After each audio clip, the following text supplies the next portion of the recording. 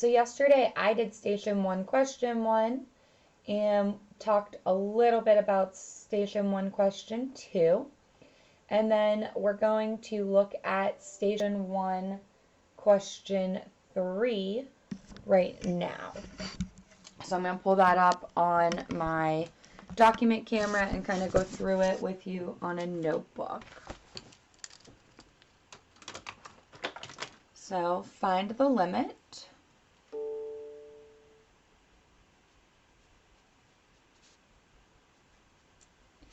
As x approaches 0 for the function square root x plus 4 minus 2 all over x.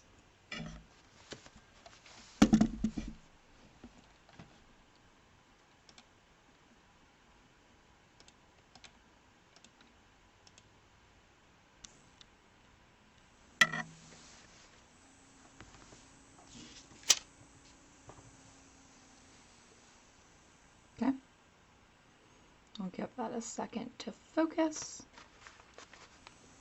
All right, so in order to do this problem, this is the definition of the derivative of a limit.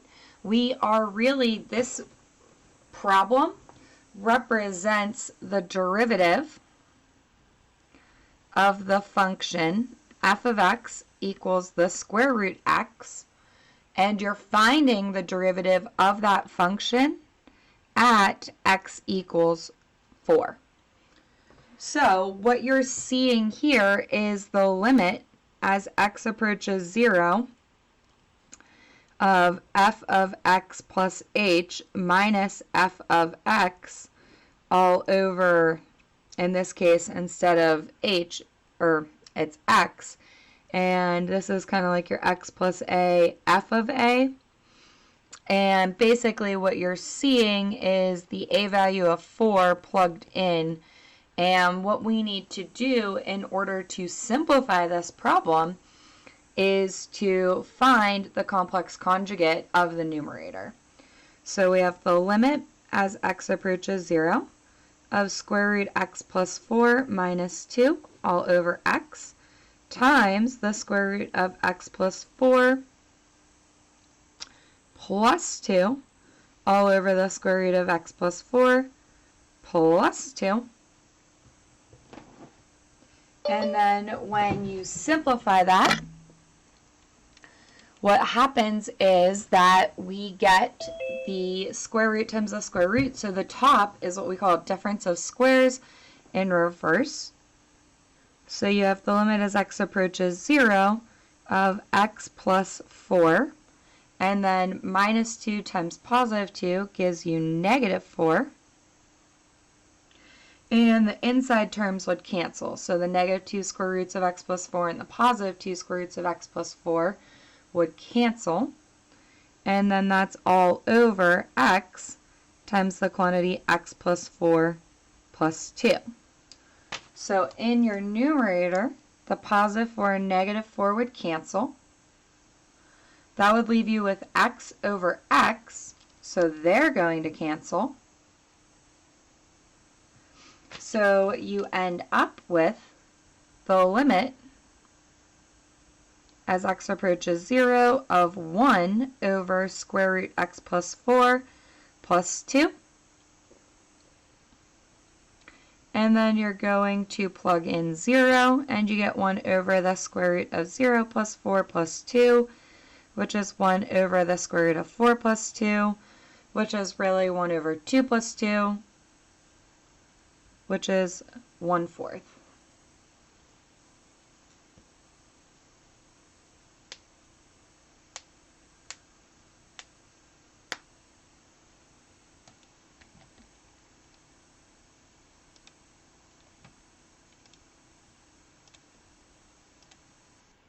Okay, and then the answer to number 4 was 0.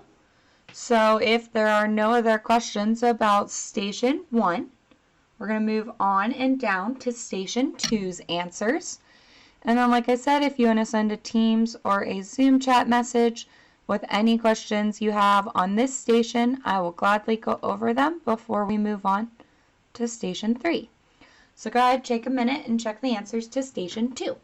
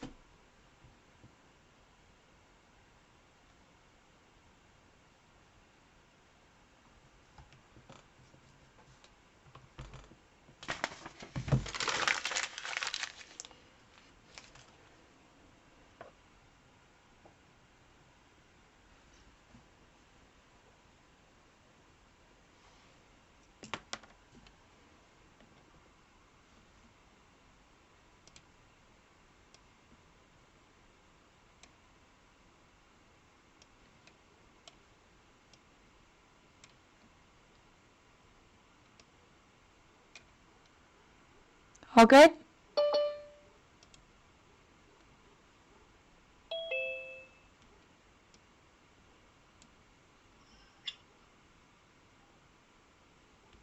Okay.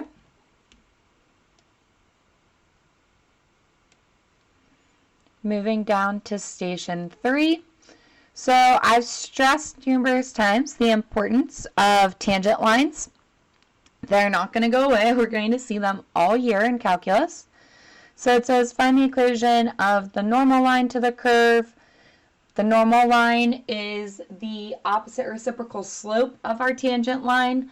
So for number 1, what you had to do was first find your derivative, then find the slope of the derivative at 0, and then you had to take that slope, find its opposite reciprocal, and we were only given that x is 0, so you had to plug 0 into the original as well to get the y1 value of 1/5.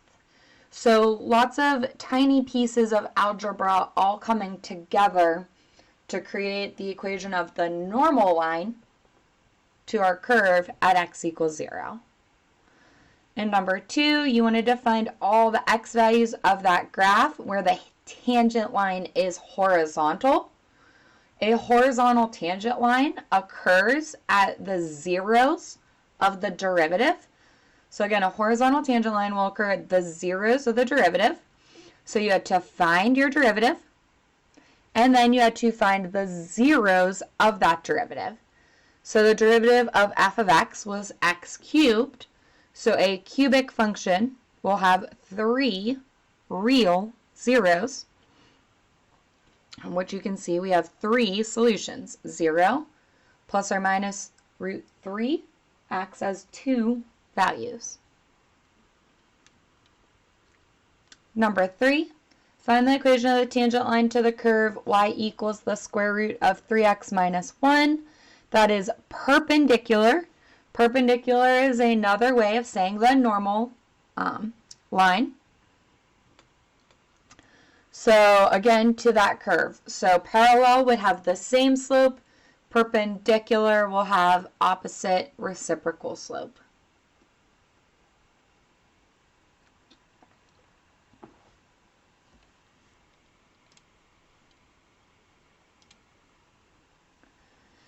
And then number 4, find the slope of the graph at a particular point. So you kind of have a quotient rule for number 4. You're going to find its derivative and then find its slope.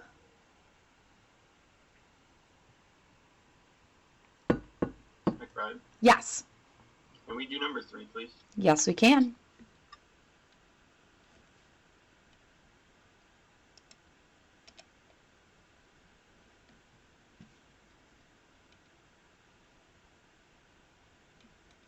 Okay.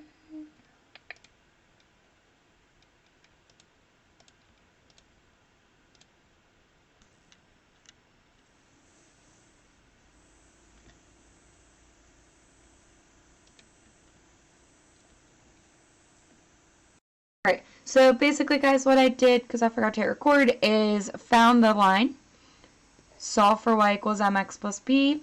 The original slope is negative 2/3, x plus 1. So I know the slope of my tangent line is going to be 3/2. And we're trying to find the equation of the tangent line to this curve that would be perpendicular to that. So their perpendicular point is going to occur where the two lines are going to intersect. So you have kind of a few choices. You can use elimination, you can use substitution, we can find their derivatives. But again, we know we're looking for where these two lines are going to be perpendicular to each other. And that's going to occur where they intersect.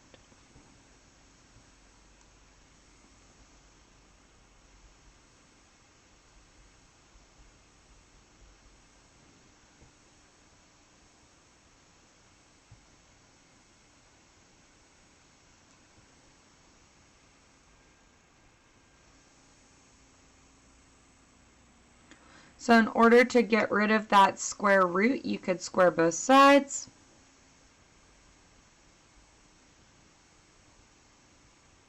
which means you have to FOIL the inside.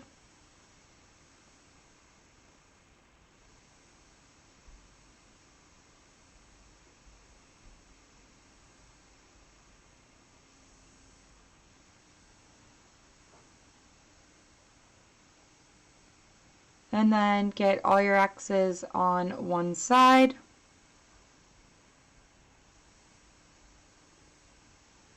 Negative 2/3 and negative 2/3 is negative 4/3. But then that negative 4/3 is also being subtracted by 3.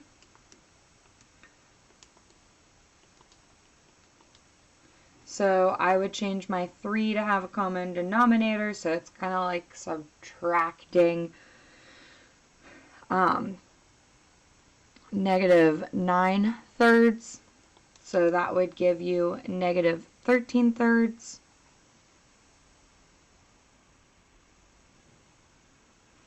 And then adding 1 to both sides, you get plus 2. Personally, don't like fractions, so I would kind of multiply out everything by 9. So I could get rid of my fraction.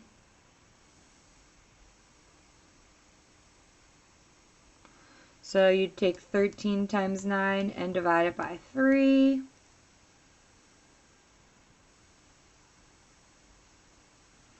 And then I would factor from there.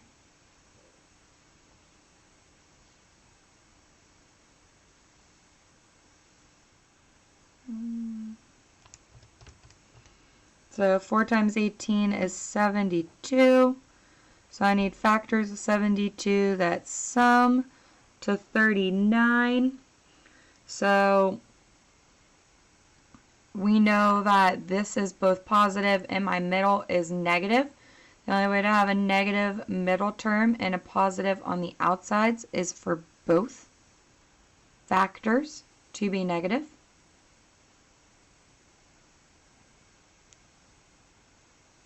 So 72 divides by 36, but that'll give you 36 and 2, which isn't 39.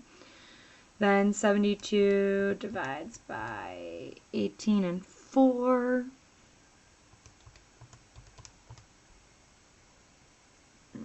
This may not be factorable, but it should be because I should get 2/3 when I think about it.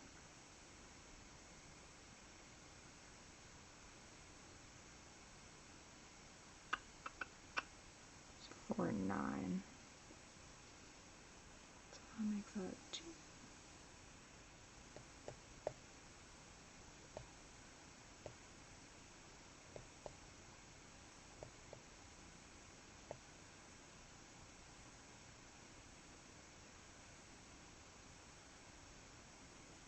Alright, to save time, more than likely they're not going to give you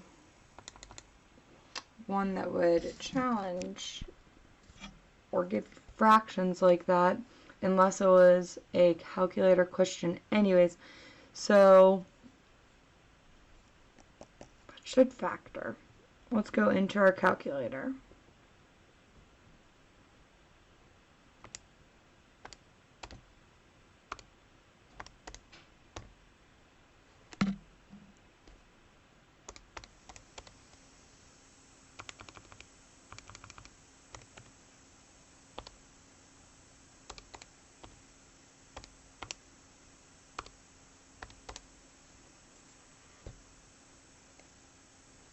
I don't know how to make it brighter for you.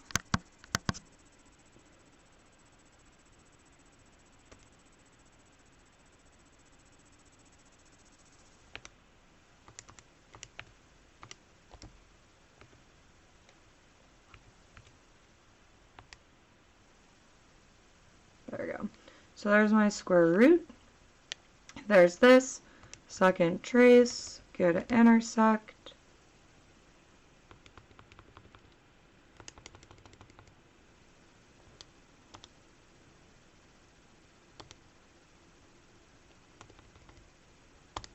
Make sure you have x and y's. Again, it really doesn't matter where you put them. They're going to find the intersect either way. So you get that x equals 0.48 and y equals 0.67. Which I said I knew it was going to intersect, but I would have used probably quadratic formula. It's not going to factor into a nice point.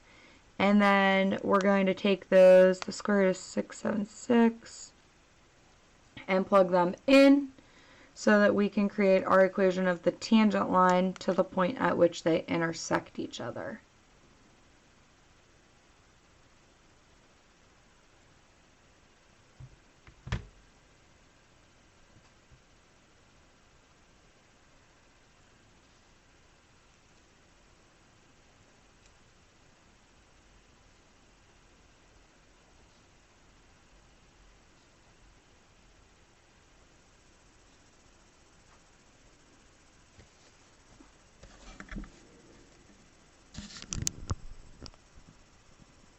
Okay.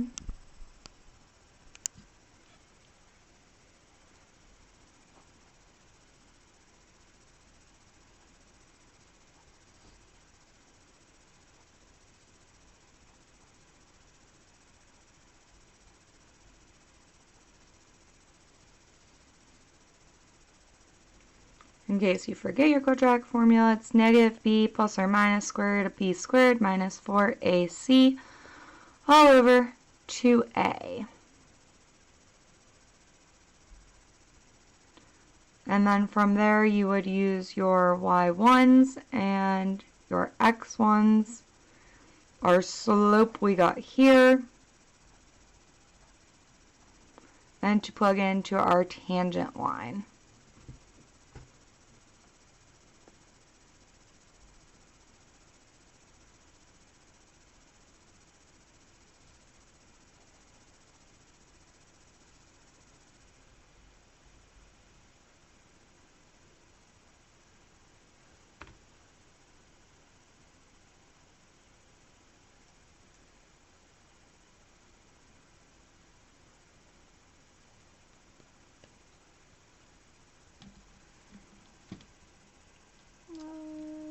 New share.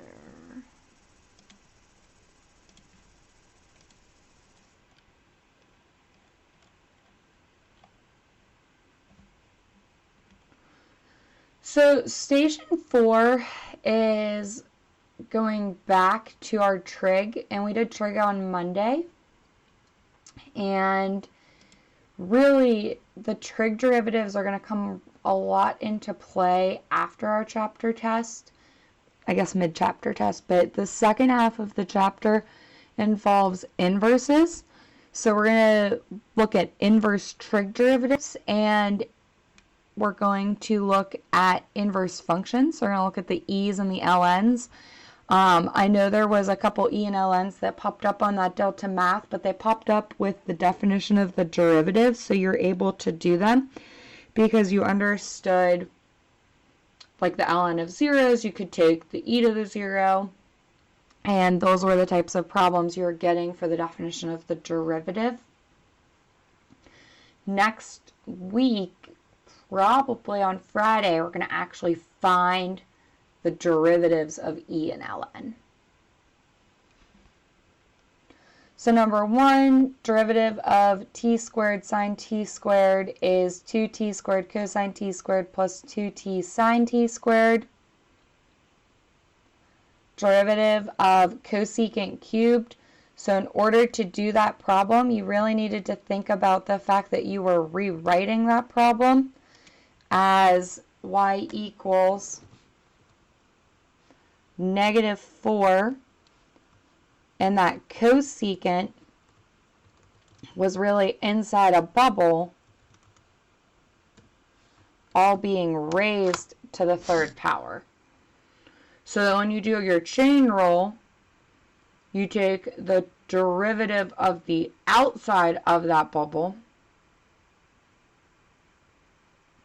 which would give you -4 times 3 cosecant squared. So I'll show you like the line that would come before your final answer, because I feel like we were struggling with these a little bit in the past, that I wasn't seeing the answers I should be seeing. So it'd be negative 4 times 3. That now became cosecant 1 minus x squared.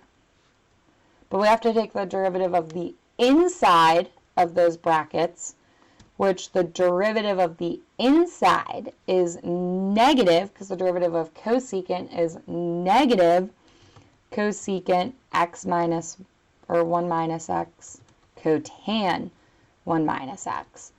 That's how our final answer ends up becoming that cosecant cubed again, because you have the cosecant of 1 minus x squared times the cosecant of 1 minus x again. So the two cosecants times each other become cosecant cubed 1 minus x, cotan 1 minus x. And the negative times the negative became a positive, and 4 times 3 became 12. Mm-hmm. Wouldn't we have to take the derivative of the inside? Like, what's inside the parentheses too? So wouldn't there be a negative 1? Ooh, there should be a negative 1. You're right. So negative, negative, yes. There should be one more negative. Thank you. Ooh, I need to add that to my answer key.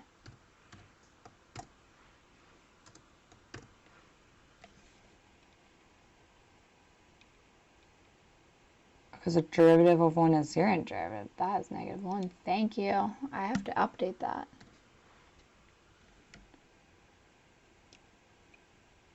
I don't know where to put this.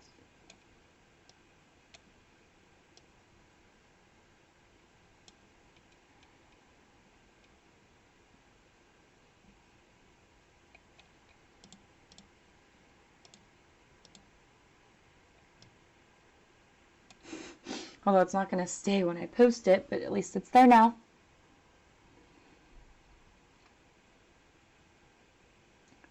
Okay, number 3, find the second derivative. Ooh, let's clear all my drawings.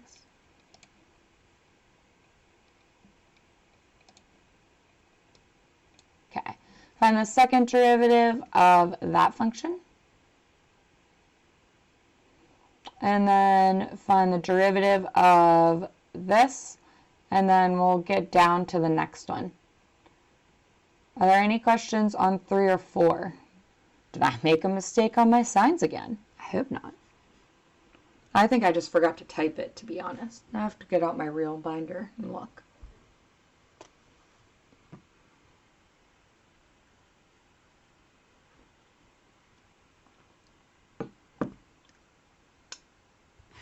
And again, if you guys do want more work to some of these ones, please don't hesitate to ask. I'll gladly do them. That's what I was actually just saying. I have all the work in my binder. I did the worksheet too, but I typed out the answers because I didn't want to, it was overwhelming to look at every page. What's the second derivative of number 3? Because I got that for the first derivative, but it's asking for the second. I'm opening my big binder. Let me go to the page. See, I told you I typed all my answers in, and apparently I typed not everything. Alright. My station handout. Your second derivative is almost there.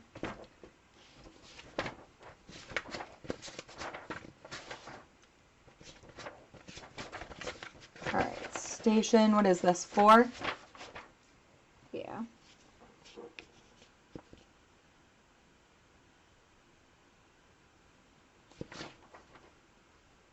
Your second derivative is, actually I might just put my binder up. It'll probably be easier for you to see it. Let me turn, new share, second camera. There we go.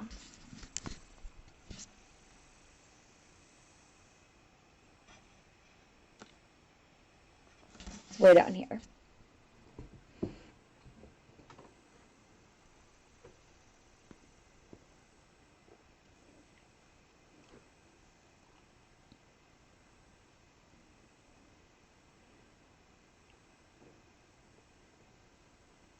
Do you need to see the work for that, or are you good?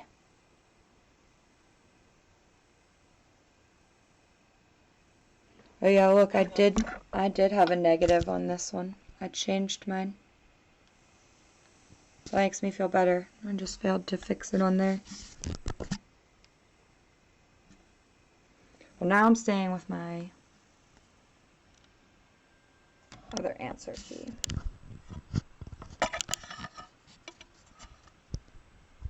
So station number 5, since f of x is continuous on that interval from 0 to 1, and f of 0 equals negative 1, and f of 2 is 0, then IVT guarantees that 0 on that interval. Let me go back to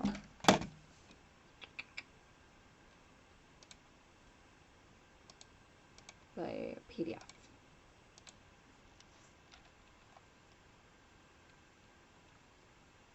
So again, f of x is continuous on the interval 0 to 1, and f of 0 equals negative 1, and f of 1 equals 2, and 0 is between 0 and 1 because it's between negative 1 and 2. Therefore, we're guaranteed a 0 on that derivative. I want to do 2 and 3 with you because I feel like we were really struggling with the speeding up and the slowing down over the past couple of days. So I want to do those ones with you still.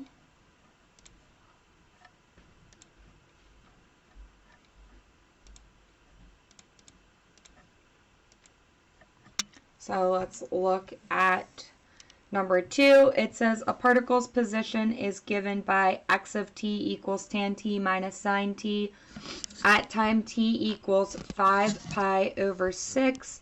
Determine if it's speeding up or slowing down.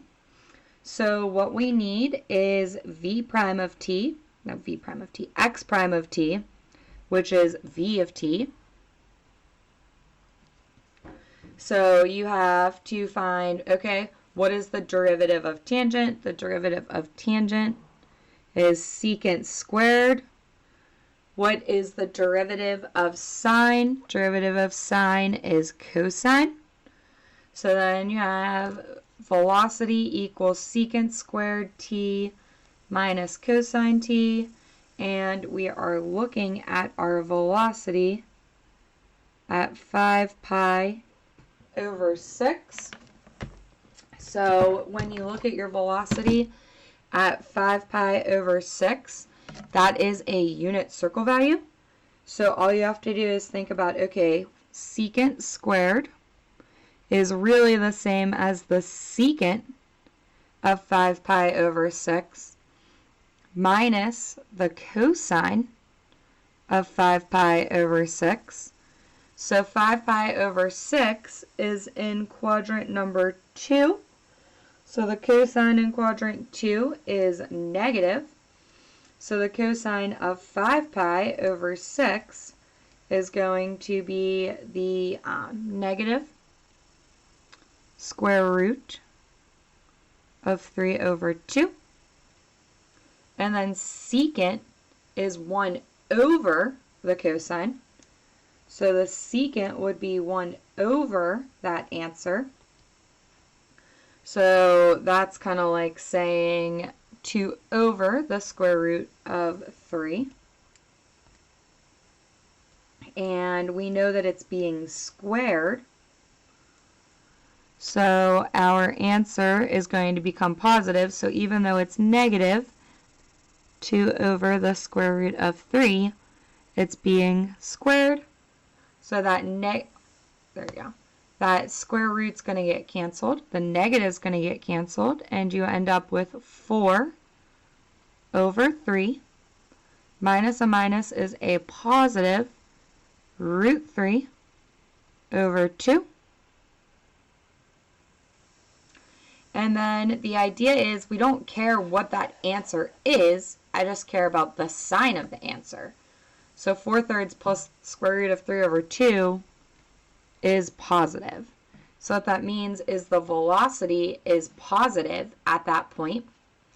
So now I need to find the second derivative, or the acceleration. So the derivative of secant squared becomes 2 secant t times the derivative of secant, which is secant tan, minus the derivative of cosine, which is negative sine. So we end up with 2 secant squared t tan t plus sine t.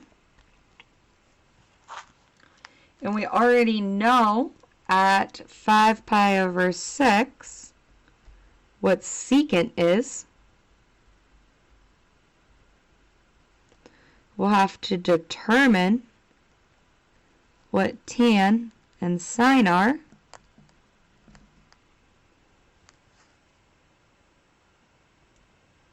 So the tangent of 5 pi over 6 and the sine of 5 pi over 6, tangent will be negative. So we get 2 negative 2 square roots of 3 squared. And then the tangent would be the square root of root 3 over 3.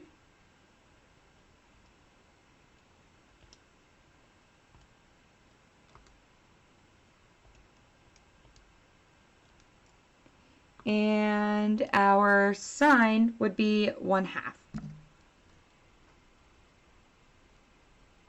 Tangent would be negative, and sine will be positive. So a negative squared will be a positive. So you get 2 times 4/3 times negative root 3 over 3 plus 1/2. So that's 8/3, but 8 times negative root 3, and 3 times 3 is 9. So what we have to do is determine, okay, is negative 8 square roots of 3 over 9 going to be more negative than 0.5? So the square root of 3 is just a little bit smaller than 2. So that's kind of like if you took negative 8 times 2, you're getting negative 16. And then if you think about negative 16 divided by 9, that's going to be close to 2 again. So this is kind of close to like probably negative 1.5 to negative 2, which is definitely greater than 1/2. So the acceleration is negative. So if the velocity is positive, the acceleration is negative, then your object is slowing down.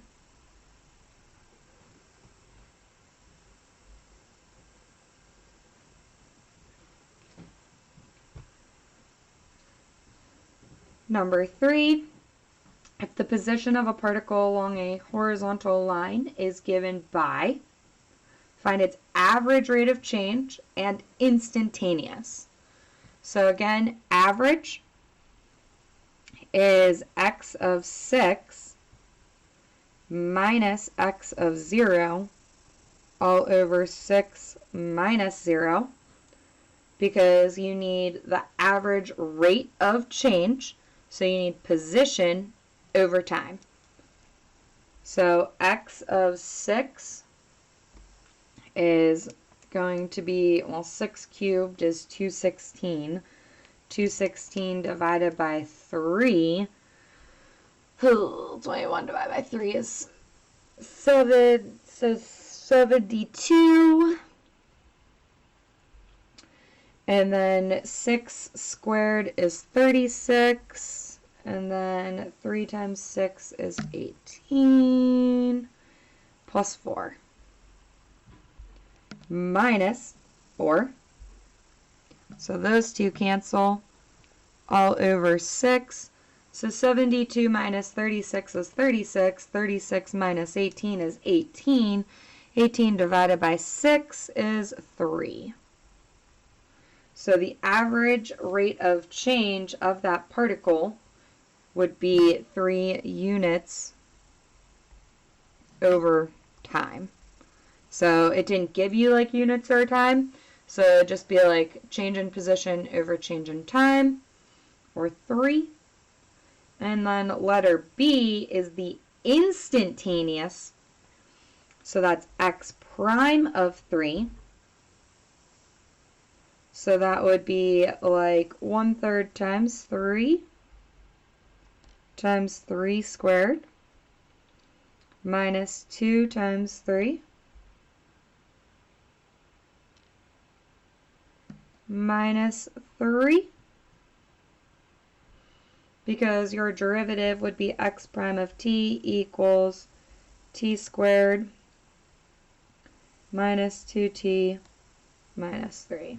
So all I did was plug my 3 in up there. So 3 squared is 9, 2 times 3 is 6, 6 and 3 make a -9. So your instantaneous rate of change is 0. So what that tells me is that the particle changes direction at 3 seconds. And then number 4, using the definition of the derivative, you got 1 over the square root of 2x. And let's go back and check station 6.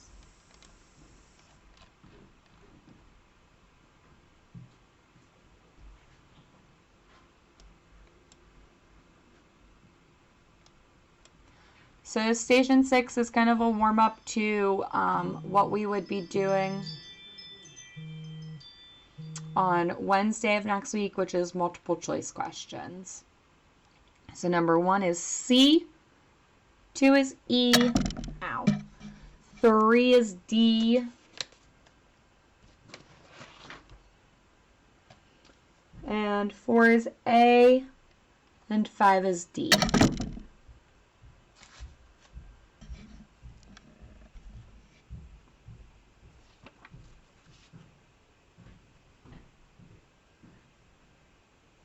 Questions on any of station 6's words, or answers, or problems?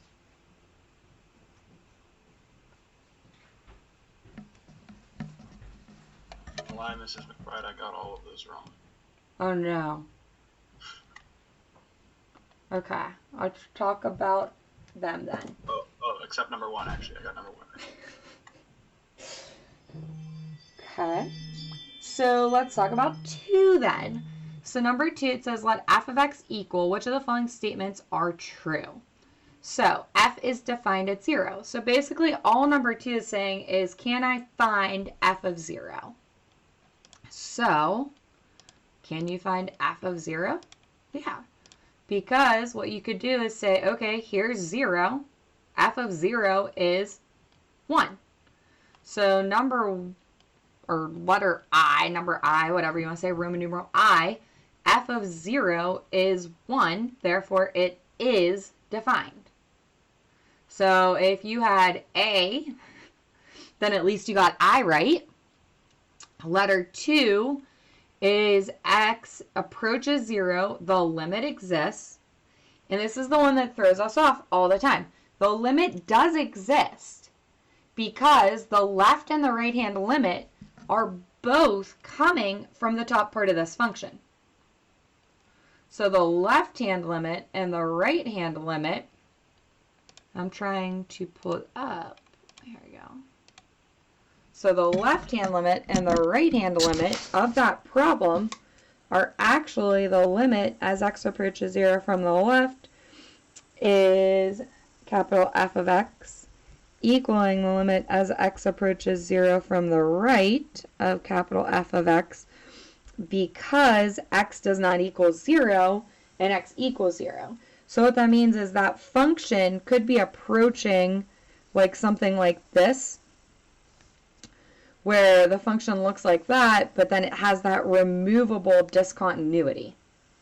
And again, I don't know, I didn't write down my limits yet, and I'm going to assume that this removable discontinuity doesn't occur, and 1, 2, and 3 are all true, because our function's doing something like this, where that hole is filled in by that missing part. So the limit at that point would come from the limit as x approaches 0 of x squared plus x all over x. So you could factor an x out of your numerator, leaving you with x plus 1 all over x. X's cancel, and you get x plus 1 for your simplified form. So what that means is the limit as x approaches 0 of this is really equal to the limit as x approaches 0 of x plus 1, which is really equal to 1. And we said previously f of 0 was equal to 1. So now the left-hand limit equals the right-hand limit. The function is defined and equals that point. Therefore, the function is continuous because f of a equals the limit as x approaches a of x. And that's the definition of continuity. Does the function at that point equal the limit at that point? Do they equal the same number? And in this case, the limit is 1, the function is 1, therefore the function is continuous. And that's why it's letter E. Number 3, I already did actually all the work on my answer key, so I'll show you my work.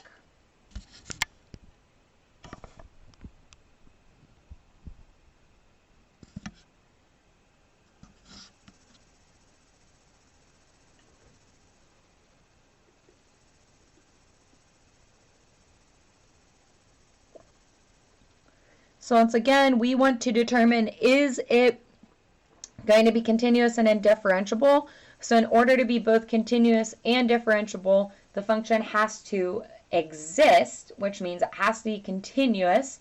So we needed the top part of the piecewise to equal the bottom part of the piecewise at 1, because that's the point of concern. So what I did was plug 1 in for x and got 4 minus 1 squared equals m times 1 plus b. So 4 minus 1 is 3, m plus b. So that gave me this equation right here that related m and b. And then I took the derivative, because if it's going to be differentiable, then the derivatives have to also equal each other, because you can't have that sharp curve. They have to be smooth and continuous. So the derivative of 4 is 0, derivative of negative x squared is negative 2x. The derivative of anything linear is its slope, or m, because mx becomes m, b becomes 0. So then we got that the two derivatives were negative 2x equals m. And then again, our point of concern is 1. So we plug 1 in, and we get that the slope of that linear function has to be negative 2. Then what we could do is use the slope to find the y-intercept.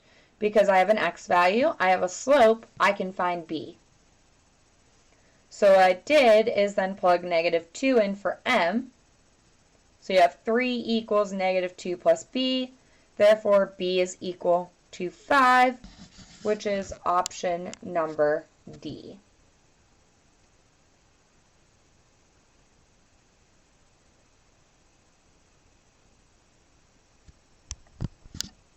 Number 4 is A, because the derivative of the quadratic was 2x plus 3.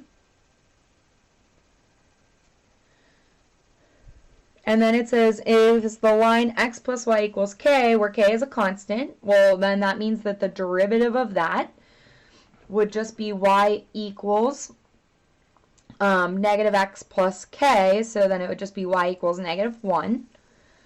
And we want to know what value of k would make y equals negative x plus k the tangent of the original quadratic. So taking our derivative and setting it equal such that y prime and y prime from both of these, you substitute it in, and we get negative 3.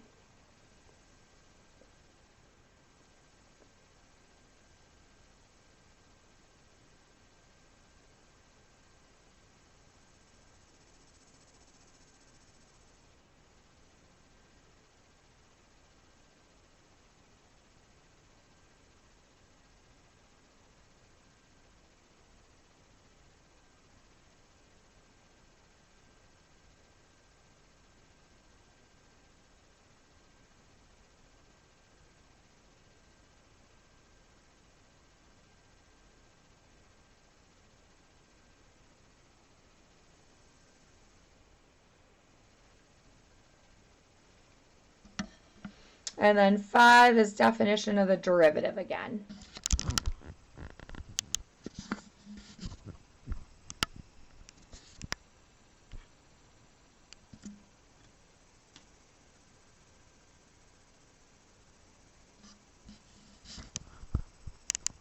Now it's harder for me to get all on screen.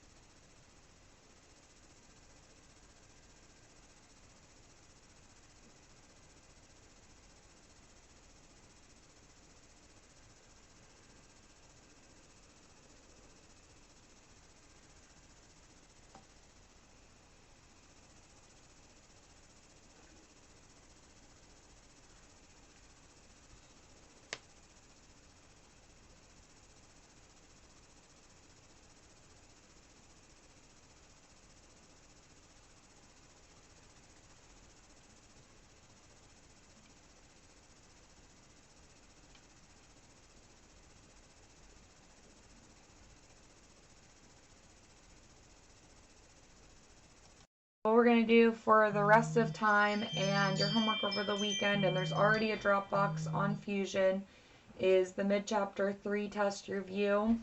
So we're still going through all these things. Today we did some definitions of the derivatives. We went through the continuity and differentiability laws. We did an IVT problem. We've been doing motion problems for a few days now, finding velocity acceleration, understanding forwards, backwards, aka left, right, at rest, displacement versus distance, speeding up and slowing down. You'll need to know the rules for differentiation, power, product, quotient, chain, and it's not on this study guide, but we learned implicit. And then trig derivatives, both simple and the chain rule. So what I want you to do is these practice problems here. So when you come in and we meet again on Monday, you'll have done these. We can go over them, talk about them. You will definitely, if not on the open-ended, you will definitely have table problems on the multiple choice.